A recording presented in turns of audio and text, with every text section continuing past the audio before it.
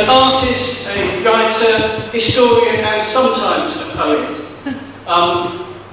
The biggest poetry project I've done recently was back in 2019 when I got really bored. We were running an event at Turner Contemporary for poets, and we'd have 10 poets every couple of months at Turner Contemporary. And I noticed how much those poets were writing about themselves and looking inwards. And I thought poetry could be more than this, poetry could be bigger than this. So I set out to write 100 poems about 100 people and places in England that would collectively tell a history of the whole of the nation of England through those poems. I think it worked. It's a good set of poems.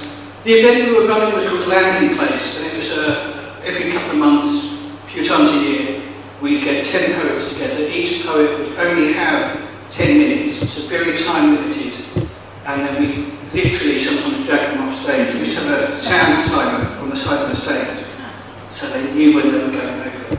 And we used to insist that the back door of the room stayed open, so that anyone could just wander in without the awkwardness of feeling like they've got to open the door and come into this sacred space where poetry happens. They could wander in, listen for a bit, enjoy a poem and walk out. Or stay, because there'll be another poet in 10 minutes, it's not too long to stay. Connor, who introduced me, is the king of the meme, and he shared this one this week. What I didn't notice when I asked him to make this my slide, what I didn't notice is that Canterbury Cathedral that's aflame at the top. The truth is, though, that we do need more poems. We need poems now more than ever. We always turn to poets at the important times in life, important moments in our life. We need poets. At a wedding, at a funeral, at the moment of transition, when things start or things end, we always call on the poets. We used to have, and this is appropriate for where we are today, we used to have religion as our collective framework, and it gave us the markers on our journey through life. It gave us those moments of blessing and coming together and passing on. And religion gave us the words that we needed. It gave us those sets of words that let us handle grief, that let us handle the joy. It gave us a way to understand the world when the world was for most people beyond reasoning, when we didn't have a way of understanding the world. Without religion, poems can help us to do that still. I was funeral celebrant for the poet Emil Serkin, who many of you probably know, last year. And I wasn't asked to be celebrant. Celebrant sounds special and magical. I was asked to compare his funeral, which was exactly what it was, trying to wrangle this bunch of people through the process. But I read one poem, Brian Patton's So Many Different Lengths of Time. And I read it because Emil and Brian Patton had performed together over the years. A man lives for as long as we carry him inside us, for as long as we carry the harvest of his dreams, for as long as we ourselves live, holding memories in common, a man lives. When I read that poem and got to that moment, there was a collective settling in the room, a moment of shared understanding of why we were there, what we were there for. And those 4 lines marked the moment, and I'm standing at the front reading it and I could see everybody. They marked the moment when people let go. You could see them. You could see the relaxation, you could see the dropping away of something at that moment. But I'd argue we need more poems at these moments. If you look at an undertaker's website, you'll find, as the most commonly read poems for funerals, Christine Rossetti, Emily Dickinson, Thomas Gray, Frost, Auden, Yeats, all of the poems we know. I love Auden's Funeral Blues, but don't get me wrong, cut off the telephone and let the traffic policeman wear black cotton gloves. How does that speak to us about our lives today? And this at a time when I think more people are writing poetry than ever before.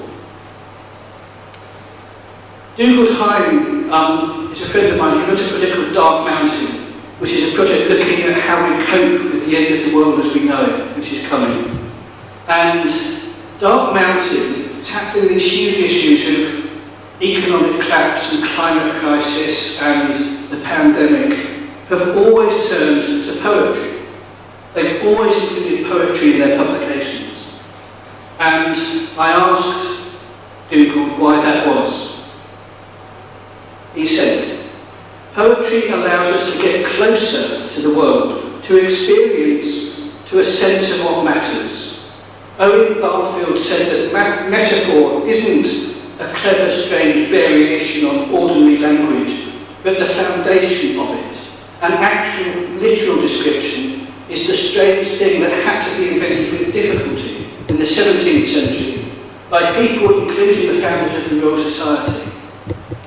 And this has to do with the way that a good metaphor brings us closer to the experience of what it describes than a literal description could do.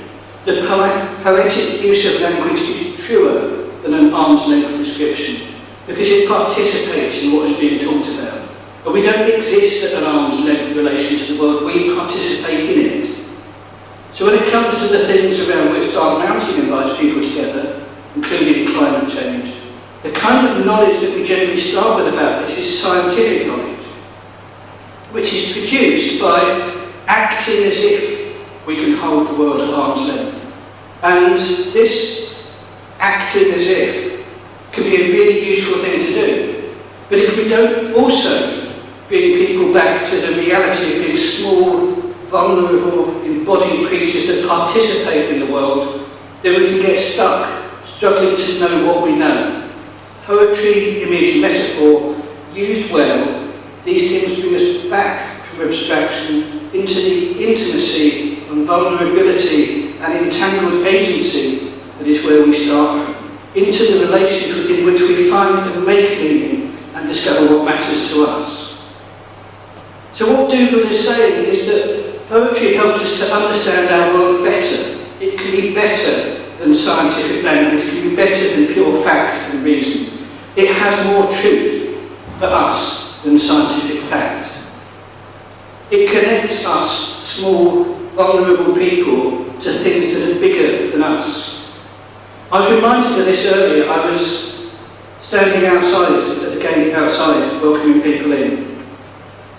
And I remembered that 25, 30 years ago, I was the production designer for T.S. Eliot's Murder in the Cathedral, which is the story of Beckett's martyrdom in this place that we are today.